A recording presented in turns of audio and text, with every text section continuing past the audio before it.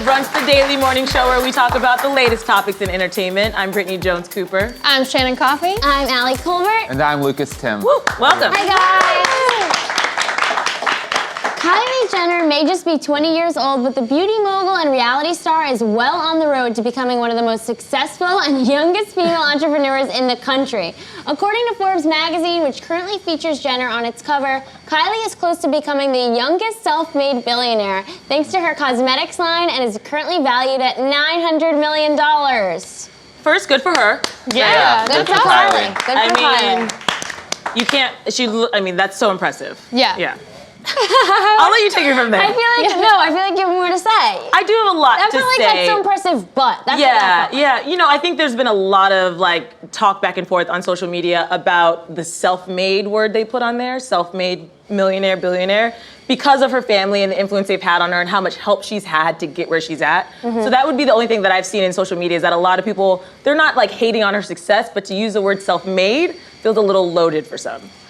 Right. Yeah. That is what people. Yeah. Who wants to jump in? I mean, first? Oprah wasn't on a reality show at 10 years old with her rich family. Oprah was a self-made billionaire. It's incredible reading about. I did not know the extent of her cosmetics line. Yeah. I mean, what is so incredible about it is that Kris Jenner is God. She plays God, and basically when they figured out Kylie could make a living off this, from the lipstick to whatever, the cosmetics, they basically outsource different roles to different companies and then pay them, but Kylie and Kylie owns all of it. Mm-hmm. So, I give her a lot of props. She's not doing that much. She's not in the lab making new ingredients for my lipstick. This is gonna look great. She's really just the face, but it is a testament to her marketability, her social media following, to the Kardashian name. I'm shocked and impressed that this 21-year-old girl is worth $900 million. Yeah, it's impressive. I'm not really shocked, though. This makes sense to me that they were able to produce someone who, she's simply leveraging her fan base and leveraging the fame that her family has. And I know people are taking issue with self-made because she does come from a family worth millions. Mm-hmm. But she still did make this happen in a way. Yeah. She didn't have to create a lip kit. She didn't have to outsource all of that, and her business did make. You guys seem pissed about it. No, I'm not. I think it's just difficult when I read that she owns 100% of her business. That's amazing, but that is such a luxury because if you are truly self-made and you're trying to raise capital and you're trying to pull together money, oftentimes you have to sell off a part of your business just to keep things going. Mm-hmm. So the fact that she's able to own everything is a true luxury that was provided by the fact that her family is worth so much money. I think that's where the frustration comes for a lot of people. Yeah. But I'm not hating on her. I'm impressed by what she's been able to do. The price point for the lip kits is perfect. It's accessible. Her fans love her. Creating that brand is hard to do, and that she did on her own. Yeah, and I think it has a lot to do with her social media presence. Obviously, she was a big part of Snapchat being so popular, and I honestly wouldn't have cared about her lip kits, but watching her swatch them and wear them and then just do this for hours, I don't know why, but I loved it. I was into it. So it's I would have never guessed that she was gonna be the biggest Kardashian, or I know she's a Jenner, but you know what I mean. But I really think that there's something special about Kylie that is different than her sisters. Yeah, no, my younger brother's been calling it for years that she will be the biggest one, just because her reach to especially young women, just it's almost like a programming hypnotizing thing, just watch me put on this lipstick and you're gonna go buy it. What's incredible too, because I think what's surprising to me is that Kim's not the richest one. Yeah. Kim is worth $350 million, so she's not struggling. But I think that was surprising to me because you think Kim, because it all started from a little sex tape back in the day, and it did, guys. Let's address it. That's no shame. No shame. If you have a sex tape, please own it. And it's okay. And Kris Jenner and the Kardashians killed it. But you just would think, Kim, like Kylie, though, I mean, now we're questioning this whole term self-made. She's always having to answer questions about whether or not she deserves to be where she is. And I think we have a clip from 60 Minutes of Kim talking about just that. We've been talking to a number of young influencers. Many of them have different talents. They do comedy, they dance, they sing. Yes.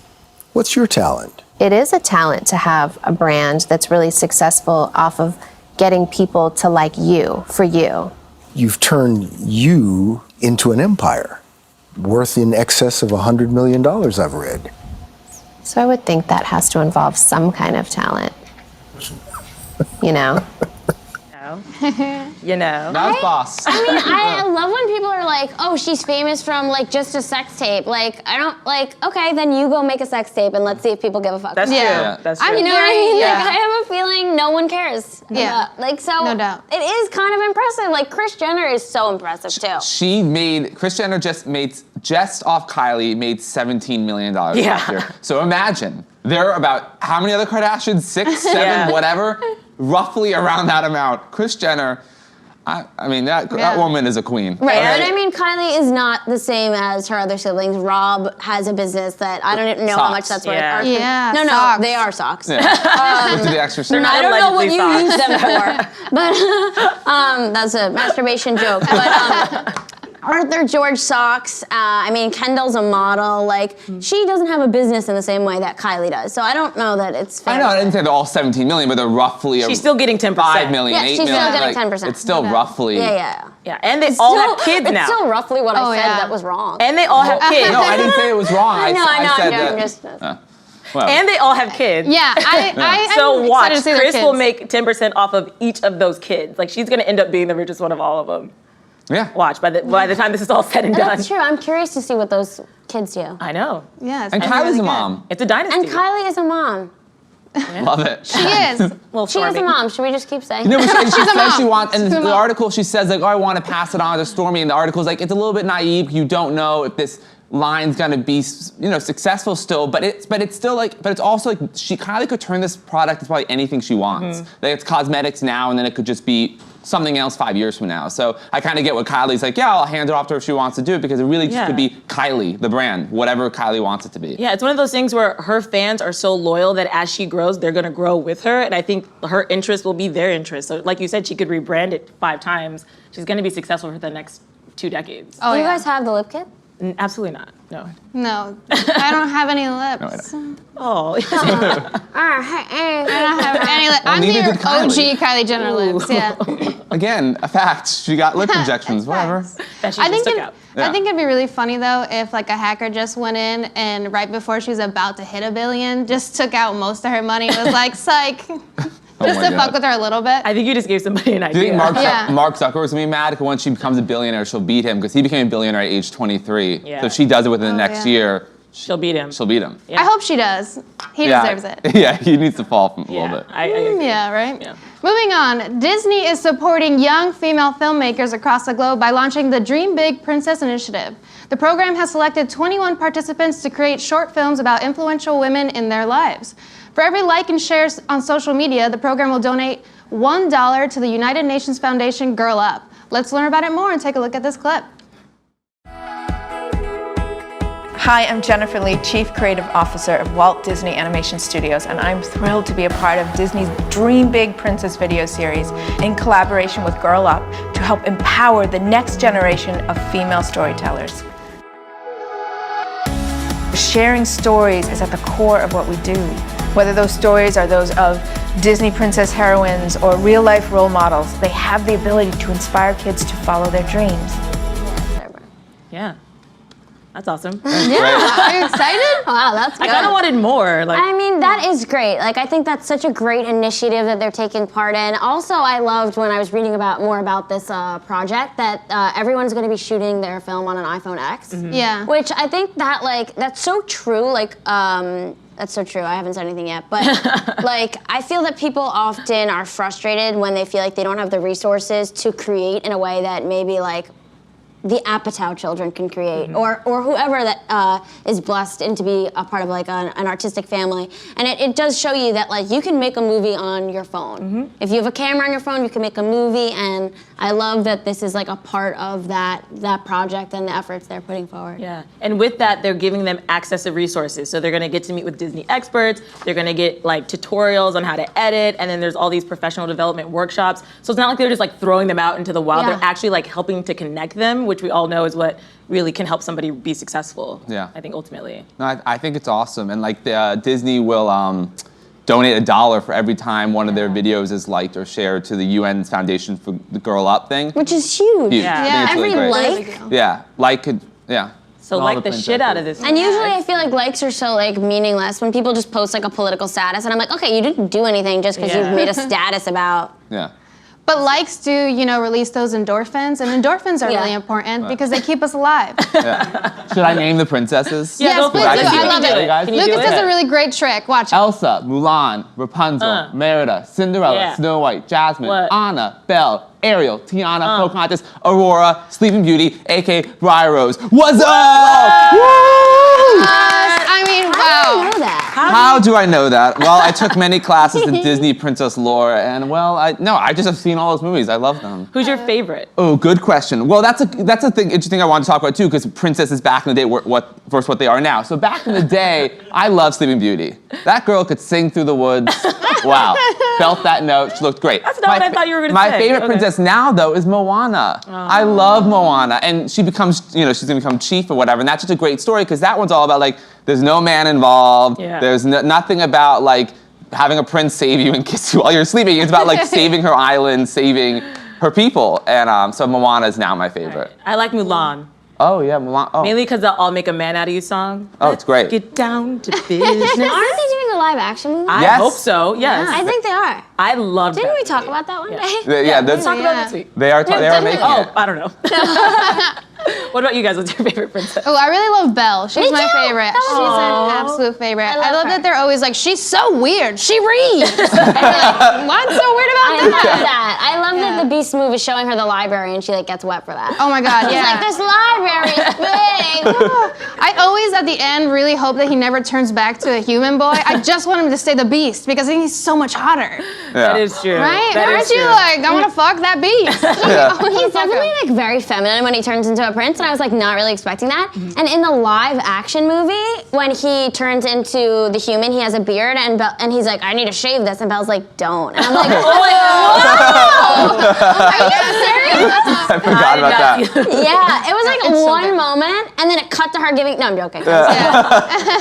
You can imagine what I was gonna do there, but then I was like, don't say it, don't say it. Yeah. So wait, back to the female director thing. Is there what film would you guys like direct if you had this opportunity?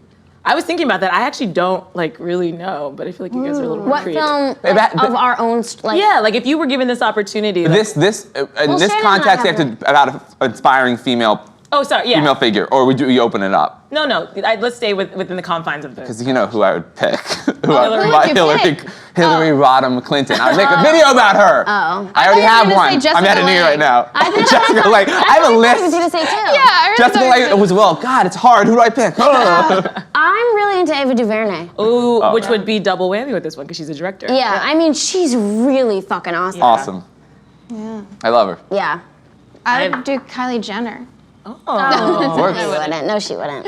Surprise, surprise, I'd go with Oprah. Yes, Yeah, of course. It's just sort of like Not Michelle Obama. Oprah was like first in my heart. She's Yeah. my first love, so I think I'd have to like dedicate all of it to her, and I then get I'd do it. like a sequel with Michelle. Yeah. After that. The sequel. What would this series be called? Black Right, girl he's- magic. Perfect. Just like all these awesome black women that I'm trying to be, but like failing at attempting to be. Anyway, moving on. The young Thai soccer players that were trapped in a Thailand cave have been rescued. Thank God, we've all been following that story. But now you can expect to see the story come to the big screen. Pureflix Entertainment will be adapting the event into a film, as announced less than 24 hours following the rescue. So what do you guys think about the timing of that? Like we just got all these boys out of the cave. Took We're about still 3 kind of minutes, right? celebrating, and then somebody already is like optioning it to be a movie. Normally something like this would be kind of annoying, I feel like, but this story actually is so amazing. Like their coach, their assistant coach was in there is so interesting. Like his whole life story about how when he was 10, he lost his entire family because in his town there was this disease and he was the only one who survived. And then he went to go study to be a monk. And like while he was in the cave with them, he was teaching the kids how to meditate to like deal with it. I think that's like spectacular. Like you can't make that up. Totally. I mean, you could, but it just wouldn't be cool. Like this is a real person, and I cried when I read his story. Yeah. It is funny though, the timing. It's like, wow, these 12 boys, like, let's give them an Oscar. You know what I mean? It's just, it feels like that a little bit, but it is such a good story for film. Like, Absolutely. I would love to see this like epic movie, like profiling him, but like then you remember that this just happened and it was like terrifying the whole way through. I mean, I had so much anxiety just thinking about those boys in there. Like, that is so, so frightening. It was so scary too because also when I was reading about it, the timeline they had to rescue them, like with the tides coming in, was so petrifying and scary because like it just kept getting worse. Like the dry season wasn't coming soon enough to let the water go away. They really had to go in and rescue them. But just to put this in context, so this article is about a production company called Pure Flix Entertainment. They are a Christian Arizona-based company. They are trying to get the rights. It's not necessarily they're going to be the ones to make this film because the director of Crazy Rich Asians is also trying to get the rights as well. So the point is that this most likely will become a film in the near future that we will see. He's a fact boy. I got my facts for you. One thing that made me laugh was, I don't know if you guys read that the kids were sending letters, like once they got discovered, they were writing handwritten letters to their parents, just being like, don't worry, it's okay. But one kid actually wrote, please tell our teachers not to give us too much homework. Oh. And I was like, this kid is so cool. Like, he's taking his moment. I just want to be like, little dude, you're gonna be a really great adult. Like, how funny is that? He's like trapped in a cave and he's like, I don't want to go back and do homework. Right. I want to stretch this. He's like, it's kind of cool down here. Like, I know responsibilities. I don't have to shower anymore. Yeah, that's a beautiful thing about kids, though. I mean, and that's why I think like watching a movie with these young boys and that it ended so happily. You know what I mean? Like this could have easily without tragedy. No. There was well, some tragedy. that was a tragedy. Exactly. One of the divers lost his life for sure, and I think they were saying that would be a part of the film also where they're honoring him and but also showing how dangerous this was and how really it was like moment to moment. So I think watching that in a film and realizing just the thin line that could have ended another way. I think it will be a great film. I hope they do it well. I hope they do it with justice, and I hope there is some sort of like philanthropic aspect to it where they can help these boys' families and just kind of like help them, because like you said, this was a traumatic event for them, you know? So I want to make sure that they are kind of like set up and they're not just being profited on, you know, ultimately. Yeah. That's my only hope, Absolutely. Well, I'll definitely pay money to see it. Yeah, for sure. Well, anyway, moving on to TV. Sacha Baron Cohen is at it again, guys. The actor and comedian will return to the small screen after more than a decade with a satirical series titled Who is America? The show debuts this Sunday on Showtime, and it's being described as shameless, unhinged, cold-blooded, and perhaps the most dangerous show in the history of television. Let's take a look.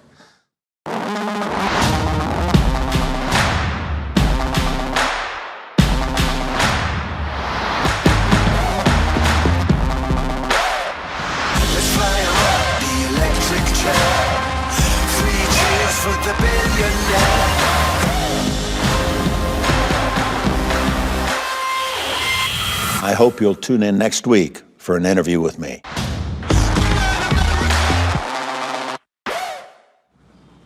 Guys, he's at it again. You can't stop him. I'm so afraid of what this show's gonna be.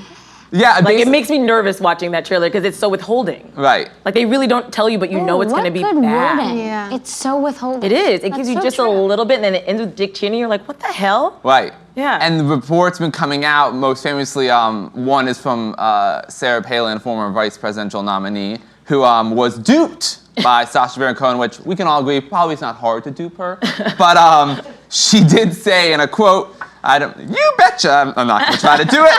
Please do. You betcha. Yep, we were duped. You got me, Sasha. Feel better now? Here's my challenge, shallow Sasha boy.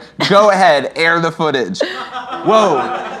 She could have been the vice president of the United States. Is that her challenge? Yeah. To go ahead with his project? Yeah, which is that we just watched the trailer for, and it's obvious it's gonna air on Sunday. I will say, if it's true, if he apparently did dupe her by pretending to be a wounded veteran, I do not condone that. I think that is, I think that's the thing with Sacha Baron Cohen is like he's kind of fearless in his comedy, but sometimes pushes a line that may be too far. Yeah. I think this project does sound interesting, interviewing these very conservative people. Right. I literally get like high from projects like this. Like there's nothing I love more than like watching people prank people. Like I get jitters. It makes me so happy. So you love his other movies too. I just like love watching these things take place. I love like man on the street things. Like I'm thinking of God, why can I not remember his name? Not Billy Eichner. No, Johnny that's Knoxville. that's less my style. No. He does, I don't know, Eric on the street. No, what's his name? Eric Andre. Oh, yeah. What's his show called? No idea. Eric Andre, this is... Anybody? Okay, anyways, I just love this type of thing. Like, I love, like, Howard Stern does a lot of this on his show, the prank calls. Like, that is so fun for me. Oh, it makes me so uncomfortable and nervous. Oh my God. I always put myself in that position. And Sacha Baron Cohen the person getting tricked? Yeah, he was undercover for a year, putting on all these different guises, and I would feel mad if I was like duped like this. So it's hard for me to watch because I'm like, I'd be pissed. Yeah. I love that he does it in character, and I like his character work is amazing. I think he's so talented. He really loses himself, and you can never see that it's him. And I did a prank show, and I didn't get to be a character. I had to be myself, and it was so hard because every time I ended a prank, like people wanted to kick my ass, and I had to be like, someone help. It's like I'm not a good fighter. Yeah. What sort of pranks did you do on that show?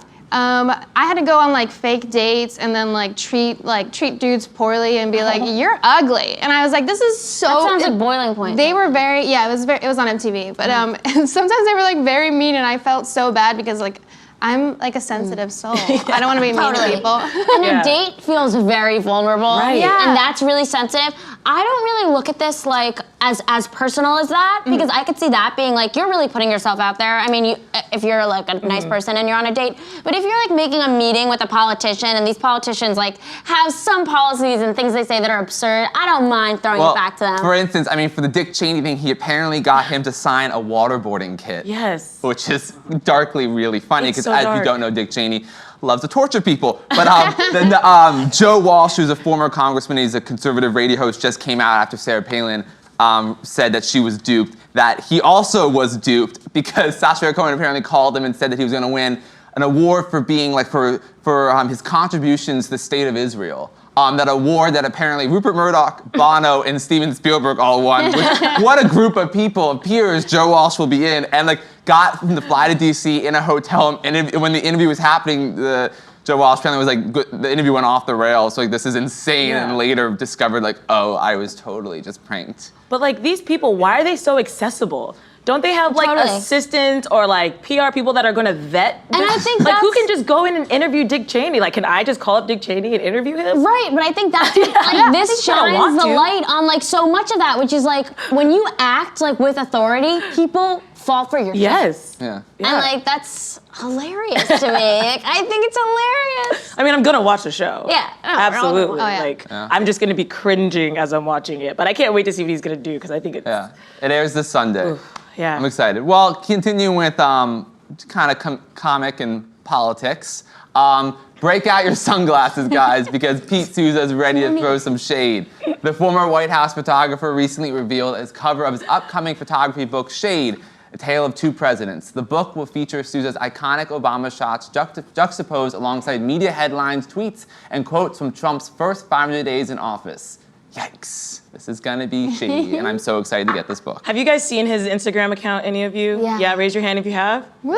Oh, you guys are missing out. Missing out. Clap Yeah. your hands would be better. Yeah, maybe. Yeah, raise your hands. Only we can. Pete Souza was a White House photographer for all of 8 years of Obama's presidency. He recently released a book a year ago, maybe called Obama: An Intimate Portrait. It was all famous Obama pictures, the ones of the little boy touching Obama's head, to pictures of Obama, Hillary, and Biden like hugging. Yeah. It's a very incredible book. But this book is based off his Instagram account, which became famous when Trump took office. Whenever a headline would come out about anything from children to Trump and Angela Merkel not liking each other, Pete would Instagram a picture of Obama doing the exact opposite. And it's funny. And actually, on Instagram, people kept saying, "Well, you're throwing shade," and he had no idea what that meant. Yeah. And then he learned that from Instagram. He considered telling the truth, but he used that to then create this book. Yeah. I think you should all talk about You it. finished your rant and someone just went, There's something super powerful about just looking at two images. And I think it speaks so much more than like, we are inundated with so many headlines, so many words, and we know like, you know, some of what's going on. It's hard to keep track of everything. But just looking at two photos side by side, Genius. Yeah. Genius. It's not talent, it's genius. You know what I'm And talking the thing about shade is that it has to be subtle and sly, and Pete Souza mastered it. Like I remember when Trump was fighting with Justin Trudeau, or they were having like an awkward thing, and then he would just post like literally Justin Trudeau like embracing Obama, and their like bromance was so tangible. Subtlety. And you're like, he didn't even have to put a caption on that shit. It was just like, look at the difference in these two men, and the fact that there's going to be an entire book dedicated to that, bestseller. Yes. It's Coffee so tough. book. Coffee table book everywhere. Yeah. Yeah, no, I'm just saying it's so tough to have the most photogenic president ever and then go and be like, oh man. But and yes, and also what's great about this too is like celebrating Obama's coolest moments because you can disagree with him politically, but he's a really cool guy. He's so at him. cool. We do. I think we have some pictures. Yeah. The Mic drop. the literal mic dropping, which was how cool, a legendary sexy, moment. White House calm. Correspondents' Dinner. Trump. Yes. The fist bump at Michelle. Yes. I just feel like a Stevie Wonder song should be playing. When we I see bet that it was picture. actually. Amazing. Oh my God, we're pregnant. And the bromance, a moment like this, the ultimate This bromance is it's the best bromance of all time. It's my favorite ship. I ship them so hard. Look at them smiling. They look like they just finished making out. They're like, oh, I can't wait to make out again. Yeah. As soon as we stop smiling so hard because we just finished making out.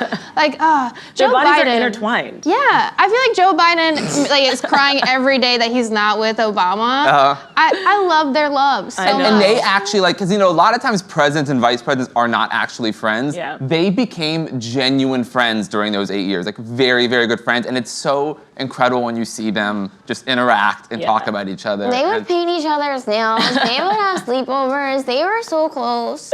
Yeah. I don't think that's a joke. I think that they would do that. I would think that they would like tickle each other's toes and tell each other secrets at night. At least that's what I write on my live journal. Yes. About your, them. your fan fiction of Biden, Obama. I write some of that fanfic, you know? The beauty of it was that like the solidarity was so comforting. Like the world could have been on fire, but we just like knew that they were gonna hold it down. And that's what we're missing now because there's so much turmoil in the administration. With this one, it was just like nice to see them actually like each other. When the Affordable Care Act was passed and Biden took it, that's a big fucking deal. Yeah. That was amazing. That was incredible. It was just such a. We were so spoiled, guys. I know. I feel like I'm gonna I just like need to drink some vodka. move on this because was I'm just getting sad.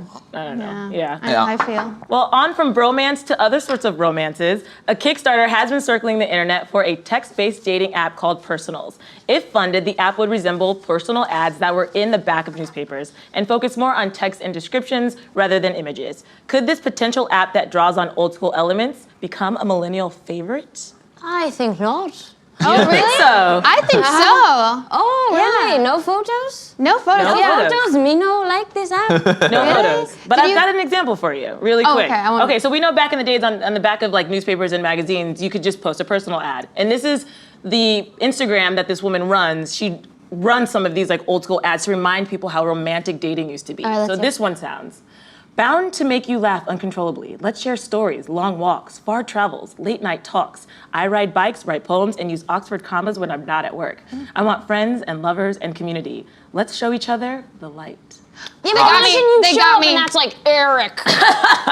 Yeah, but like- obviously Eric has a light and Yes. he's gonna show it to you. Wait for the light. And he's beautiful with words, and he's Yeah. like really thought about it, and there's effort and there's passion. I Like, get it, but there's no denying the fact that you need physical attraction in a relationship. And we have apps now where you look at photos of people, and I do not think people are gonna give up those apps to just text people. But don't you think sometimes you can learn to find somebody more attractive if they're not a complete dog? But No, I'm saying like, 100%. yeah. I've dated I am known for dating really nasty people with great personalities. So I really think that like uglies deserve love too because they have And beautiful I'm not hearts. saying otherwise. Yeah. I'm not saying otherwise. Yeah. I'm just saying that I don't want to go on a date with someone that I like all I know about them is like a couple sentences when in this age, you always are seeing photos before. Also, I'm not even single, so. Yeah. But I feel like sometimes you power swipe and you start swiping and you can miss out on somebody that's really great. And this one is like somebody putting out their heart and soul, and it's a true blind date, which people do go on. So it's like instead of relying on somebody's like inabilities to take a great selfie,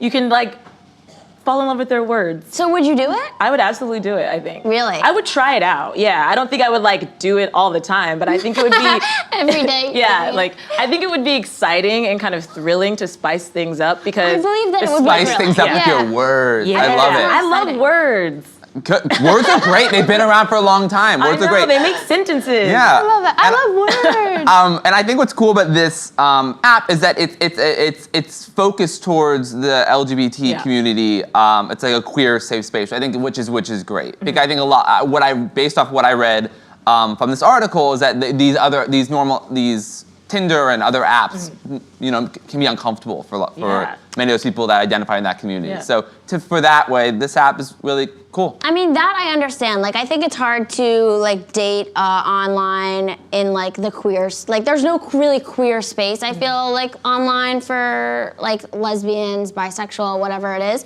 Like there's an app I know one app I think that caters towards women that are interested in other women. And you can like choose your settings to be like, I'm a woman looking for a woman. But to have an app that's a safe space for that, I understand. I don't know about I don't know that it's not even a personal thing. Like, I don't know that so many people, millennials especially, will want to date without photos. Like, you guys, I think they will, and we're also millennials. Like, We're just old ones. Yeah, I think. No, I'm saying you But guys I think that included, people even though you said are you into it because people do like mystery and it is fun. And I think that like photos, like not everyone is photogenic. And how many times have you gone on a date and you're like, damn, I just got catfished? Like that's happened to me more than once, and I'm like, cool, great. I thought you looked like Beck, and you look like a cardboard box. Like it's so bad, it's so different, and that Imagine just that person. sucks because you start off on a lie. At least this way, it's like.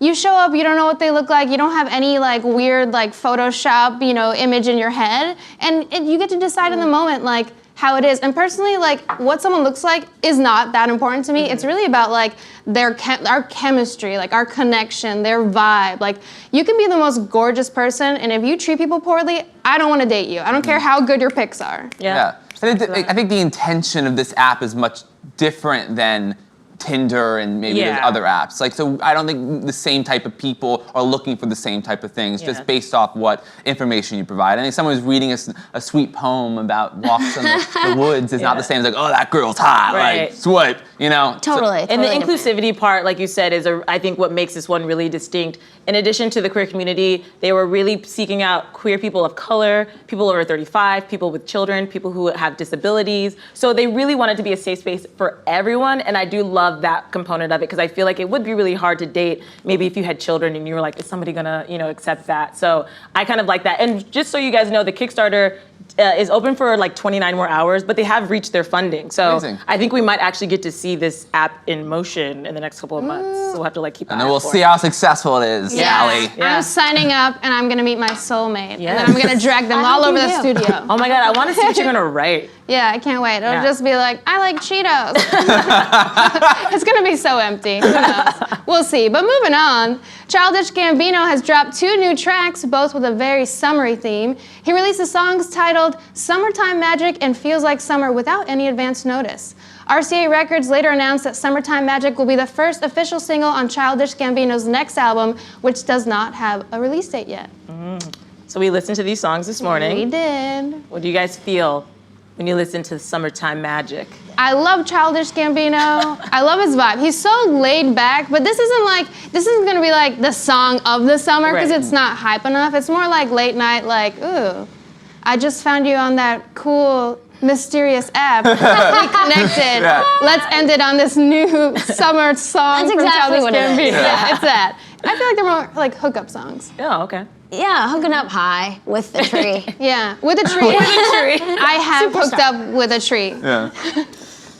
Yeah, they're very chill. They're very Yeah, I mean, they're cool. They're him. Yeah, they're not, exactly. They're not like soak up the sun by Sheryl Crow. Great Yeah. summer Is that song. your summer So song? Great Come on, we all know it. 5, 6. I can't say I'm gonna get sued. But back to Childish Gambino. We don't know when his album's coming out, but he goes on tour in September, so maybe they're thinking before then or whatever. Yeah. And also, I read in this article that he's gonna retire the name. Childish He's Gambino. always says something. Has he been saying that? Yeah. Do we not believe that? Okay, we'll see what don't happens. I personally really like the songs. They were super low key and chill for sure. Like, it's not something that you want to like jump up to, but I can imagine myself like at a rooftop barbecue, like sipping on some sort of drink. It's like very Marvin Gaye, very like Isley Brothers. He has this 70s vibe that I love. Like, he does it in his music, he does it in his style. Like, so I'm really attracted to that. He's kind of like a throwback, which is sort of nice for me. But other than that, what are your summer songs? I love everything by Jason Derulo, and I'm kind of upset that Jason hasn't put out a new record, because it doesn't feel like summer until he's talking about sexing someone up. You know, that's how I feel. What about you guys? Well, I understand in the vein of Jason Derulo songs that you like want to sing along with and just like jump up and down to, and that's what I think of when I think of like a summer jam, as opposed to just like kind of like music to chill out to. True. I'm trying to think, what was like the song Cardi of the B. summer? Well, we were talking about Cardi B. Oh, Cardi B. I like it. I like it like that. I like it. That is such a summer song. Yeah. I think that might be Yes. the song of the Oh, summer. that's it. Like, hands down. Like you were saying, anytime they put it on, people go nuts. crazy. Do you remember? I remember the summer when, like, just when Katy Perry was really popular, when the California Girls whole album came out. That and Teenage Dream, when that out, I mean, I will not lie.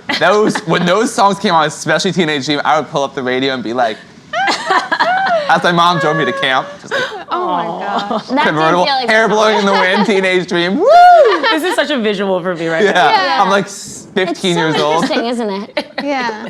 I just want to see you in the summer wearing like tight denim cut off, like the sun's hitting you, and you're just feeling that Katy Perry It's album. Katy Perry Teenage Dream. Let's go. Oh, yeah. You're listening to princesses. You're like, okay, Belle, Ariel, Belle. Sleeping Beauty.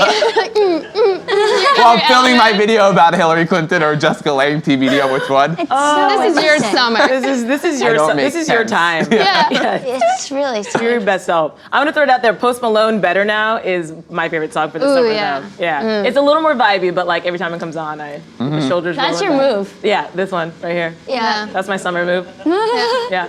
A lot of shoulder action. Shoulder. It's all in the shoulders. The shoulders work in any song, really, you know? Yeah. It's mainly because I have lower back pain. It feels so different when you do it. Not as cool? Yeah. Well, you know, I feel like we're all pretty cool and we're working on our shoulders. So we gotta go. That's it from us. We'll see you tomorrow. Same time, same table. Bye, guys.